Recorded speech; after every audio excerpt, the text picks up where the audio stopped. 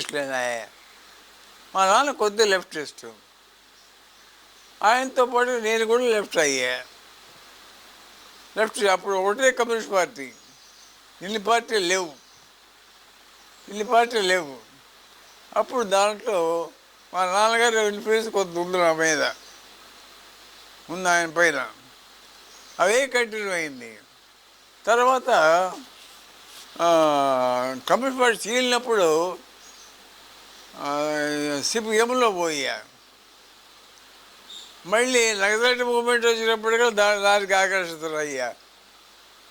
ఆకర్షణ అయితే మరి ఏం చేయాలి? తర్వాత పౌర హక్కుల కమిటీలో పనిచేశా. పౌర హక్కుల దానికి బాలగోపాల్కి పౌర హక్కులకి పడలా, ఐలాజికల్గా పడలా. ఆయన మానవ హక్కుల వేదిక స్టార్ట్ చేశాడు. పౌర హక్కుల కమిటీకి మానవ హక్కులకి ఏమి భేదం అంటే, పౌర హక్కుల కమిటీ కేవలం స్టేట్ వైలెన్స్, రాజ్యహింసకు మాత్రమే వ్యతిరేకం. మానవ హక్కుల వేదిక ఇన్స్టిట్యూషనలైజ్డ్ వైలెన్స్, అంటే మన వ్యవస్థలోనే ఆ హింస ఉంది. ఎవరి పైన హింస ఉంది? ఆడవాళ్ళని, మగవాళ్ళు ఆడవాళ్ళని హింసించటం, వంటిళ్ళకి మాత్రమే పరిమితం చేయటం. అది హింస కాదా? గాంధీ గారు ఏం చెప్పాడు? ఏది హింస? కేవలం కత్తి తీసుకుపోవడం హింస కాదు, మానసికంగా హింసించాం. జెండర్ జస్టిస్ అంటాం. మానవ హక్కుల వేదిక స్ట్రేట్ వైలెన్స్తో పాటుగా వ్యవస్థీకృత హింస ప్రకారంగా దాన్ని కూడా మనం పోట్లాడాలి. దేవరకొండలో ఉంది, ఆడవాళ్ళ బిడ్డలను అమ్ముకునేది, దాని వ్యతిరేకంగా పోట్లాడేవాడు. తర్వాత మైనారిటీస్, ముస్లిమ్స్ ఈ దేశస్తులు కాదు, వాళ్ళ మీద వివక్షత, దళితులు, కాస్ట్ సిస్టమ్, దాని ప్రకారంగా బ్రాహ్మణ, క్షత్రియ, వైశ్య, శూద్రులు మళ్ళీ అంటారు. ఇది హింస కాదు ఇది. కానీ బాలగోపాల్ ఏమన్నా అంటే, దళితుల పైన హింస, మైనారిటీస్ పైన హింస, తర్వాత స్త్రీలపైన హింస, ప్రాంతీయతత్వం. తెలంగాణ ఆంధ్ర ఏర్పడినప్పుడు అందరు చీఫ్ మినిస్టర్ అందరూ కూడా ఒక బూరుగుల కృష్ణారావు మినహాయించి మిగతా అంతా ఆంధ్ర చీఫ్ మినిస్టర్. ఇది వివక్షత కదా?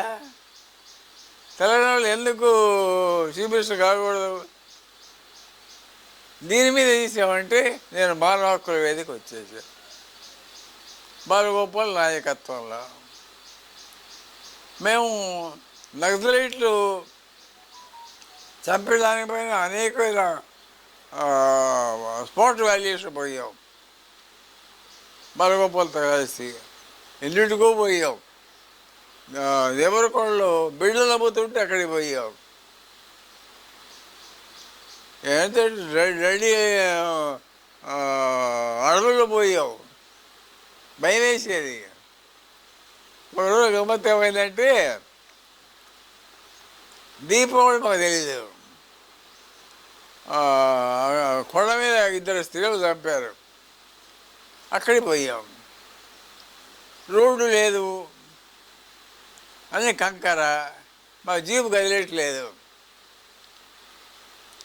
ఎక్కడనో దీపావళి కదా, బాంబులు వేస్తుంటే మా మీదనే పోలీసులు అనుకున్నాం. అందరూ ఒక అతను వచ్చాడు, ఆ ఊరతను తోసి, అవి దీపావళి అండి, దీపావళి బాంబులు నక్సలైట్ బాంబులు కావు, పోలీసు బాంబులు కావు, అన్నీ ఎన్నో ఇన్వెస్టిగేషన్ పోయాం. తర్వాత నేను స్టేట్ వైస్ ప్రెసిడెంట్ కూడా చేశా. వయస్సు మీరటం వల్ల 91 ఆరోగ్యరీత్యా వయసు రీత్యా యాక్టివ్గా పనిచేయలేకపోతున్నాను. ఐడియాలజికల్ మాత్రం నేను మానవ హక్కుల వేదికలోనే ఉన్నాను. ఎంఏ పూర్తయితే డైరెక్టర్ డిగ్రీ కాలేజీ పోవచ్చు. నేనేమనుకున్నానంటే డైరెక్ట్గా పోవచ్చు కదా, ఇంకా జూనియర్ లెక్చర్కి ఎందుకు అని ఆగా. రాలా. రాకపోతే ఏం చేసేంటే అప్లికేషన్ పెట్టా నా ప్రమోషన్ వచ్చిందని. ప్రమోషన్ మళ్ళీ పెరిగాలి కూడా వేసా. జూనియర్ లెక్చర్ ఇక్కడికి వచ్చేసా. ఇక్కడ వచ్చిన తర్వాత కాంగ్రెస్ నాయకులు నాకు అసలు పడేది కాదు. ఎన్నోసార్లు ట్రాన్స్ఫర్ చేశారు. అన్నిసార్లు నేను పోవాలి, ఎక్కడికి పోవాలా. విద్యార్థులే ఆయన ఇక్కడే ఉండాలి. ఆయన నాస్తికుడు అయితే కమ్యూనిస్ట్ అయితే మరకేసే కదా. క్లాసులో ఏం చెప్పడు, బజారు కూడా ప్రచారం చేయడు, గురువు భావజాలం కలిగి ఉన్నాడు అని స్టూడెంట్స్ నన్ను ఇక్కడ ఆపారు. అర్థం కదా. తర్వాత మళ్ళీ ఇక్కడ అయిన తర్వాత జూనియర్ లెక్చర్ ఇక్కడికి వచ్చా. జూనియర్ లెక్చర్గా ఉన్నప్పుడు ఒక కాంగ్రెస్ నాయకుడు మర్డర్ జరిగింది. కాంగ్రెస్ వర్గే వాళ్ళు తగదబెట్టుకొని నక్సల్ సపోర్ట్ చేస్తున్నారు. నక్సల్ సపోర్ట్ చేసి చంపేశారు. అది ఇది సమయం అనుకొని నన్ను ట్రాన్స్ఫర్ చేశారు. ట్రాన్స్ఫర్ ఎటువంటి అంటే ట్రాన్స్ఫర్ ఆర్డర్ లేదు, రిలీజ్ ఆర్డర్స్ లేవు. నోటి మాటలు పలాలు పోయి తాండూరు పోయి జారీ ఇవ్వమన్నారు. దేనికని ఎట్లా అంటే ట్రాన్స్ఫర్ ఆర్డర్ అయితే కోర్టుకు పోతాను పోయాం. కోర్టుకు పోకుండా రిలీజ్ ఆర్డర్స్ లేవు, ట్రాన్స్ఫర్ ఆర్డర్స్ లేవు, అన్నీ ఉన్న పోయి తాండూరు జాయిన్ అయ్యాను. తాండూరు పోయా. తాండూరులో 2 years అన్నాను. నిమ్మలరావు గారు కొడుకు హర్షవర్ధన్ నా స్టూడెంట్ కేసీఆర్ ఎడ్యుకేషన్ మినిస్టర్. ఆయన చేసేయండి మా గురువు గారు ఆయన ట్రాన్స్ఫర్ చేయాలి. అప్పుడు ఎన్ని ఇబ్బందులు అంటే మా మిసెస్ టీచరు ఆమె ఎక్కడ, మా పెద్ద అబ్బాయి వరంగల్ ఇంజనీరింగ్ కాలేజీ, మా అమ్మాయి కోదాడు. ఇట్లా 4-5 కుటుంబాలు. ఆర్థికంగా చాలా ఇబ్బంది పడ్డాను. ఆ హర్షవర్ధన్ ఎంబరాలు కొడుకు చేశాయంటే మా గురువు గారు ట్రాన్స్ఫర్ చేస్తాను.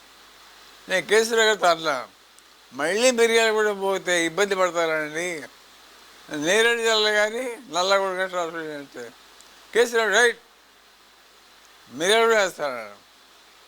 మళ్ళీ మిరియాలు కూడా వేసాను. ఇట్లా ఇబ్బంది పడ్డా. ఇక ఈ ఇబ్బందులు పడలేక చేశారంటే 9 years ముందర వాలంటీర్ రిటైర్మెంట్ తీసుకున్నాను. 9 years ముందర ట్యూటోరియల్ కాలేజీ పెట్టా.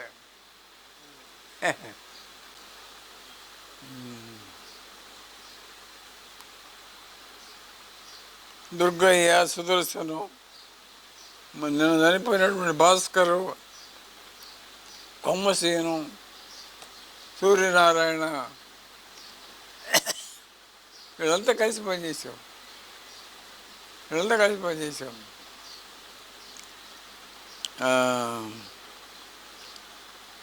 ఇదే ఉద్యోగం. వాళ్ళు ఒక దుర్గయ్య మీద నుంచి మిగతా వాళ్ళు పౌరకుల కమిటీలో పనిచేయాల. దుర్గయ్య పనిచేసాడు. దుర్గయ్య నేను ఉండడు. ఏదో చిన్న విభేదం వచ్చేసి దుర్గయ్య పౌరకుల కమిటీ నుంచి బయటికి పోయాడు. నేను పౌరకుల కమిటీ నుంచి మానవ హక్కుల వేదిక వచ్చేసాను. పౌరకుల కమిటీ కేవలం స్టేట్ వైలెన్స్ అంటే ప్రభుత్వ హింస. మానవ హక్కుల వేదిక అది కాదు. ప్రభుత్వ హింసతో పాటుగా దళితులపైన హింస, కుల వివక్షత, స్త్రీలపైన హింస, ప్రాంతీయతత్వం, ప్రాంతీయ హింస, దళితులు, మైనారిటీసు వీళ్ళందరిపైన హింస జరుగుతుంది కాబట్టి పౌరులను విడిచి బయటకు వచ్చేసారు. వీళ్ళంతా కూడా నాకు బాగా సహాయం చేసినటువంటి వాళ్ళే. దుర్గయ్య ఏదో మామూలు చిన్న విషయంలో బయట గారి మాతో సహకరించాడు బాగా. దుర్గయ్య ఇక్కడ బాగా సహకరించాడు.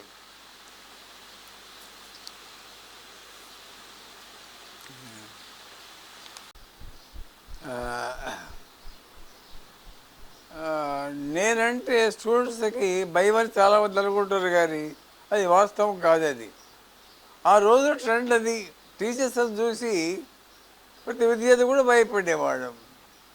నేను ఒక్కడనే కాదు, టీచర్లు అంటే భయం అంతే. అంతేగాని ప్రత్యేకించి నా మీద వ్యతిరేకత ఏం లేదు, నాకు అనుకూలమే. కానీ ఆ రోజులు ఏంటి అంటే టీచర్స్ అంటే భయం అంతే. అది ఇంకా కొనసాగింది అది. అయితే మిర్యాలగూడ నుండి నా నాయకత్వం చేసిన ఉద్యమాలు అంటూ వెళ్ళావు. నేను సైలెంట్గా ఉన్నా. అనేకసార్లు ట్రాన్స్ఫర్ కావడం వల్ల ఉద్యమంలో ప్రత్యక్షంగా సంబంధం లేదు, ప్రత్యేకించి సంబంధం లేదు, పెట్టుకోలే. తర్వాత ఈ ప్రాంతానికి సంబంధించిన వరకు చల్లా సీతారామరెడ్డి గారితో మంచి అనుబంధం ఉంది. సిపిఎం నాయకుడు ఆయన సమితి ప్రెసిడెంట్.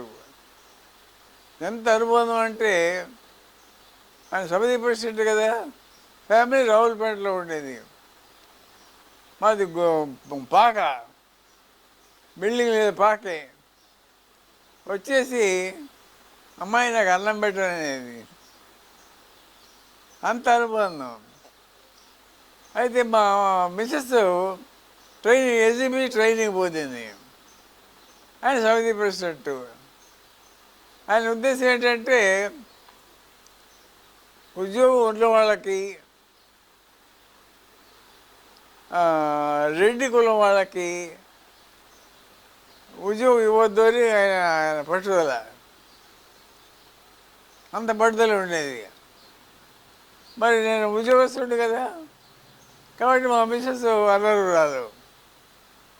సుజాతని నందిపాడు, ఆమె హస్బెండ్ రెడ్డి, ఆమె ట్రైనింగ్ పాస్ అయింది, ఆమెకి వద్దన్నాడు. అయితే మా మిస్ ఏం చేసాడు, ఒక రోజున నాకు తెలియకుండానే సమితికి పోయింది. సీతారామరెడ్డి గారిని కలిసింది. మా మా ఆయనకు ఉద్యోగం మాట ఇదే. మాకు 5 పిల్లలు. 5 పిల్లల్లో ఎట్లా పోషించాలి, కాబట్టి నాకు తప్పనిసరిగా ఉద్యోగం ఇవ్వాల్సిందే అంటే సరే ఇస్తాను అన్నాడు. అక్కడ నందిపడ సుజాత ఆమె క్షయవ్యాధి. హస్బెండ్ రెండో వివాహం చేస్తున్నాడు, క్షయవ్యాధి కదా. కాబట్టి ఆమె చేసినట్టు ఆమెకు ఇవ్వాల్సి వచ్చింది. ఆయన పట్టుదల ఏంటంటే ఉద్యోగస్తులకి, రెడ్డి వాళ్ళకి ఇవ్వకూడదు అనుకుంటే ఆశ్రమం ఇవ్వక తప్పలా. మా భార్యకు ఉద్యోగం ఇచ్చాడు, సుజాతకు ఉద్యోగం ఇచ్చాడు. ఆయన అనుకున్నానికి వ్యతిరేకం జరిగింది. నాకు 5 పిల్లలు. పెద్ద అబ్బాయి మాత్రం కాస్ట్ మ్యారేజ్ అయ్యి ఫస్ట్ క్లాస్ వచ్చాడు ఆర్ఈసి బర్రగల్లో. బాలగోపాల్ ఆయన క్లాస్ పెట్టావు. బాలగోపాల్ ఎంఎస్సి. ఒకరొకరు తెలీదు. అయితే ఆయన కాస్ట్ మ్యారేజ్. ఆమె బ్యాంక్ ఎంప్లాయీ. ఇతను ఆర్ఈసి ఉద్యోగం వచ్చింది నల్లగొండలో, బెంగళూరులో. తర్వాత అమెరికా పోయాడు. అమెరికా 2 years ఉన్నాడు. ఏమో బ్యాంక్ మేనేజరు. అక్కడి నుంచి వచ్చి బెంగళూరులో సెటిల్ అయ్యారు. ఈ ఉద్యోగం వాలంటరీ రిటైర్మెంటు, అది కాస్ట్ మ్యారేజ్. మిగతా 2 అబ్బాయిది ఇంటర్ కాస్ట్ మ్యారేజ్. మూడో అమ్మాయి ఇంటర్ రిలీజియస్ మ్యారేజ్, ముస్లిం మ్యారేజ్ చేసుకుంది. నాలుగో సంతానం రెడ్డి అమ్మాయి చేస్తున్నాడు. మూడో అమ్మాయి, నాలుగో అమ్మాయి, అది 5 సంతానం ఆమె మెడ్రాస్లో ఎవరు చేసుకుంది. ఇట్లా వర్ణాంతర మతాంతర వ్యవహారాలు మా ఇంట్లో జరిగినాయి. నేను ప్రోత్సహించా. పెద్ద అబ్బాయి మాత్రం చేయలేకపోయా. ఆయనది కాస్ట్ మేనేజర్. కానీ నేను పెళ్ళిలో కూర్చోవడం కానీ నేనేం చేయలే. మా చిరమవ్వయ్య గారు మా పెద్ద అబ్బాయికి ఒడుగు చేయటం అన్నీ ఆయన చేశాడు. ఆ రోజు నా ఆర్థిక పరిస్థితి ఎట్టుందంటే మ్యారేజ్ అయినప్పుడే కూడా నలుగురు పిలిచి భోజనం పెట్టలేని పరిస్థితి. ఎట్లా సామాన్య మ్యారేజ్ అయిందంటే అంత ఆర్థిక స్థితిలో ఉన్నాను. మా మిస్సెస్ జాబ్లోకి వచ్చిన తర్వాత కొద్దిగా తేరుకున్నాను, కాస్త తేరుకున్నాను. నిమ్మలరావు గురించి చాలా గొప్ప చెప్పుకునేది, కానీ ఆయనతో ప్రత్యేక సంబంధం లేదు. కానీ ఆయన పిల్లలు మాత్రం పెద్ద అబ్బాయి హర్షవర్ధనం, రెండోది అమ్మాయి విజయమ్మ, వాళ్ళు నా స్టూడెంట్స్. హర్షవర్ధన్ వకీలు, కేశవరావు మినిస్టరు. మా గురువు గారు ఎట్లయినా సరే నువ్వు మిర్యాల కూడా ట్రాన్స్ఫర్ చేయాలి.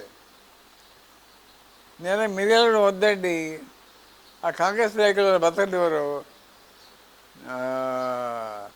నీరజ్ జల్ల కానీ నాగార్జున సాగర్ కానీ నల్లగొండగా ట్రాన్స్ఫర్ చేయాలంటే కేసీరావు రైట్ మిర్యాల ట్రాన్స్ఫర్ చేస్తా, మళ్ళీ మిర్యాల ట్రాన్స్ఫర్. ఇట్లా జరిగింది. అన్నీ ఇంటర్ కాస్ట్, ఇంటర్ రిలీజియస్. వర్ణాంతర వాళ్ళు ఎన్ని చేసావో, ఎన్నో చేసాము.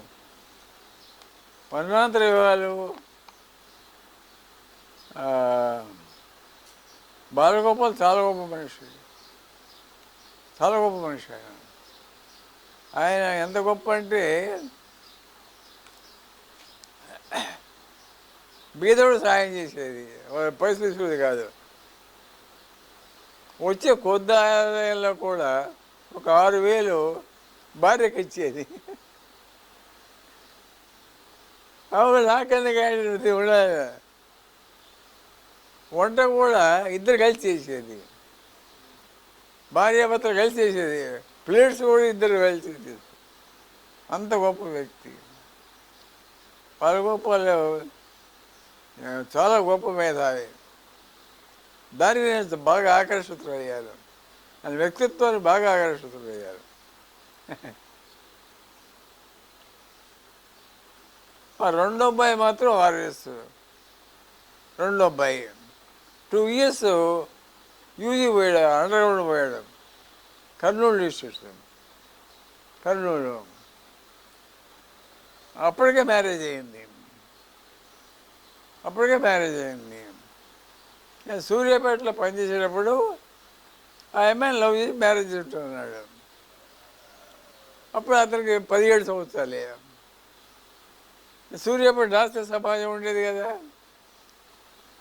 ఆయన మా రెండో అబ్బాయి ఏం చేశాడంటే ఆయన నాకు ఇద్దరు ఫ్రెండ్స్, నాస్తిక నేను, ఆయన పేరు సరే జ్ఞాపకం అట్లా. అయితే మా నాన్న చెప్పేది ఒకటి చేసేది ఒకటి. నేను మ్యారేజ్ వద్దన్నాడు అంటే నా దగ్గరికి వచ్చి ఆయన పోతాడు, ఏమో ఆయన మ్యారేజ్ నీకైతే నువ్వు అన్ని కబుర్లు చదువుతుంటావు అన్నాడు. నేనన్నాను కదా, వాడు 17 సంవత్సరాలు అండి, 17 సంవత్సరాలు మ్యారేజ్ ఎట్లా? అందుకోసం వద్దన్నాను. కానీ ఇంటర్ కాస్ట్ మ్యారేజ్ వ్యతిరేకం కాదు అంటే నిజమే కదా, 17 సంవత్సరాలు మ్యారేజ్ కాకూడదు కదా. అప్పుడు ఆయన తెలియజాడు. ఆయన పేరు జ్ఞాపకం. సూర్యాపేటలో పెద్ద నాస్తిక కేంద్రం నాస్తిక కేంద్రం ఉండేది. దానికి అధిపతి ఆయన. ఆయన దగ్గర పోయి మా అబ్బాయికి ఓల పెట్టాడు. మా నాన్న చెప్పేది ఒకటి చేసేది ఒకటి.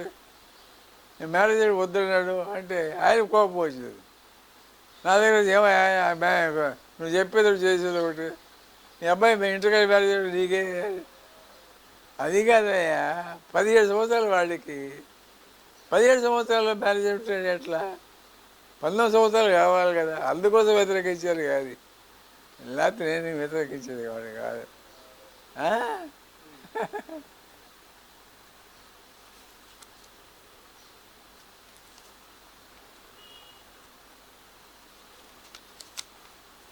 ఇప్పుడు నా వయస్సు ఆరోగ్యం, నా వయసు ఇప్పుడు 91, 91. వయసు రీత్యా ఆరోగ్యరీత్యా యాక్టివ్ అయితే లేను. పుస్తకాలు మాత్రం చదువుతూనే ఉన్నా. మంచి తోట పెంచుతున్నా. ఆ తోటలో కూర్చుంటా. డాగ్స్ అన్నా ఇష్టమే నాకు. 2 కుక్క పిల్లలు కూడా పెంచుతుంటా. అవి నాకు కొద్దిగా ప్రశాంతత ఇస్తుంటాయి. నాకు కొద్దిగా బీపీ మినహాయించి మిగతా జబ్బులు ఏం లేవు. ఇక కొద్దిగా బీపీ ఉంది. కిడ్నీ ట్రబుల్ కూడా ఉంది కాదు సార్. కిడ్నీ ట్రబుల్ కొద్దిగా ఉంది.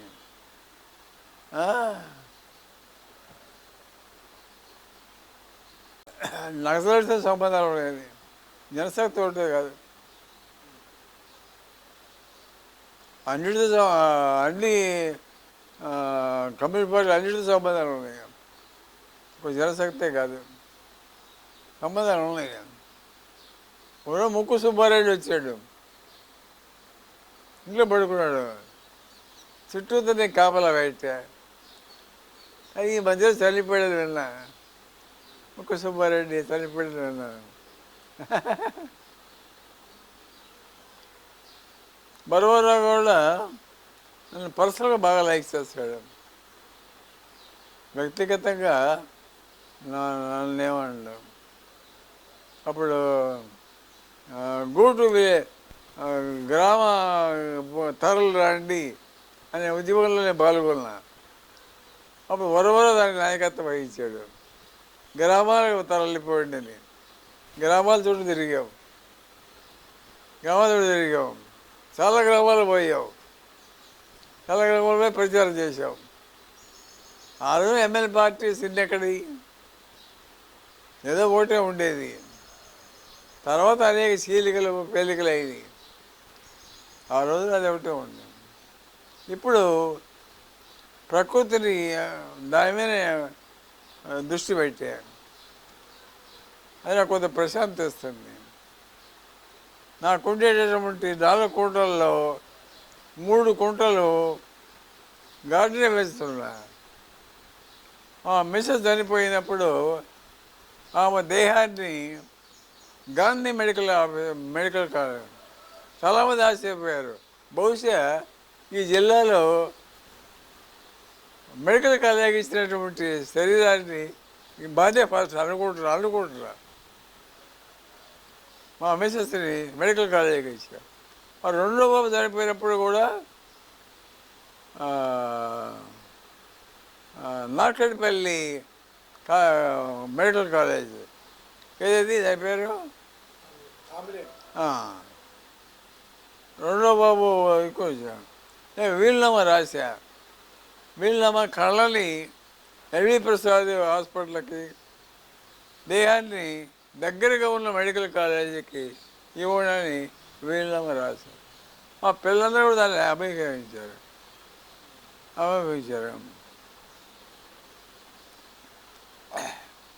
మా 2వ బాబే ఆర్ఎస్లో పోయి 2వ బాబే. మా అమ్మాయి కూడా కొన్ని రోజులు పనిచేసింది. 1 నెల జైలు కూడా అనుభవించింది మా అమ్మాయి. తర్వాత అంత యాక్టివ్ లేదు. ఆమెకు జాబ్ వచ్చింది, హాస్టల్ వార్డెన్గా జాబ్ వచ్చింది. జాబ్ వచ్చి ఆమె కూడా రిటైర్ అయింది. ఇప్పుడు మా మునిమనవాళ్ళు అందరూ అమెరికా ఉన్నారు. ఆ పెద్ద అబ్బాయికి 2 సంతానం, వాళ్ళు అమెరికే. రెండో అమ్మాయి చాలా తెలియగలది, బీడిఎస్ అయిపోయింది, ఇప్పుడు ఎండిఎస్ ఉస్మానియాలో చేస్తాను. ఆ అమ్మాయి 2 కూతుళ్ళు, ఒక అమ్మాయి బెంగళూరు, ఒక అమ్మాయి అమెరికా. నాలుగో అబ్బాయికి 4 సంతానానికి 2, అబ్బాయి ఏమో ఫ్రాన్స్, అమ్మాయి ఏమో అమెరికా. చివరి అమ్మాయికి మాత్రం వాళ్ళ అబ్బాయి ఇక్కడనే ఉన్నాడు. అంతా అమెరికా, ఫ్రాన్సే.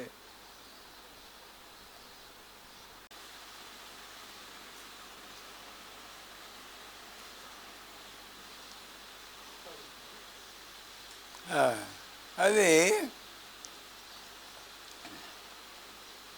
రాజకీయాలు కల్ముషం అయిపోయింది. డబ్బే ప్రధానంగా ఎన్నికలు జరుగుతున్నాయి. కమ్యూనిస్ట్ పార్టీలో కూడా డబ్బులు పెట్టలేరు. హక్కుల ఉద్యమాలు కూడా బలహీనమవుతున్నాయి. కారణం ఏంటంటే రాజకీయం ఎంత కల్ముషం అయిపోయిందంటే పంచాయతీ ఎన్నికల్లో కూడా ఒక్కొక్కళ్ళు లక్షలు ఖర్చు పెడుతున్నారు.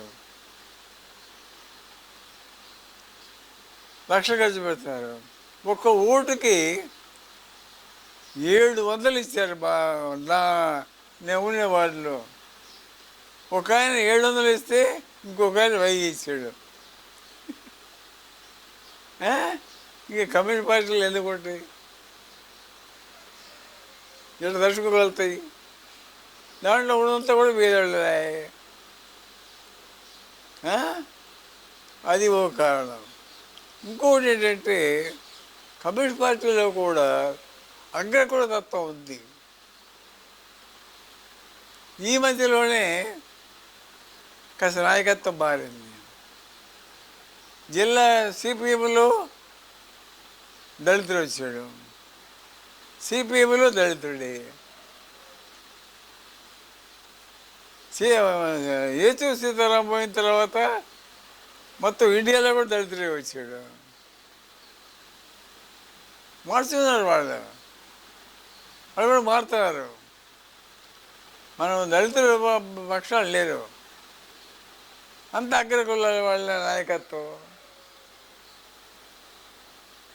అగ్రకులంలో డబ్బు విషయంలో మాత్రం ఎలక్షన్లో పెట్టేది కాదు. అగ్రకులం అయినప్పుడు కూడా డబ్బులు పెట్టాల, కొంత నీతి నిజాయితీగానే ఉన్నారు. కానీ అవతల వాళ్ళు ప్రజానికి ఏంటి, మాకు ఎవరు డబ్బులు ఇస్తే వాడికి ఓటు వేస్తారు. ప్రజల్లో చైతన్యం తీసుకొని రావడంలో విఫలమయ్యాం. ప్రజలు చైతన్యం తీసుకొని రాలా. చైతన్యం తీసుకొని రాకపోవటం వల్ల బలహీనం అయిపోయాడు. చైతన్యం మీద దృష్టి పెట్టట్లా. నిజాలబ్బా, అనేక చీలికలాయ. మరి నేను నాయకత్వం వహించాలి, నేను నాయకత్వం వహించాలి. పదవుల కోసం పోట్లాట. ఐడియాలజికల్ పెద్ద డిఫరెన్స్ ఏముంది? డిఫరెన్స్ ఏం లేదు. అయినప్పటికి కూడా నాయకుల మధ్యలో చీలిక రావటం పెద్ద అది పెద్ద అయిపోయింది.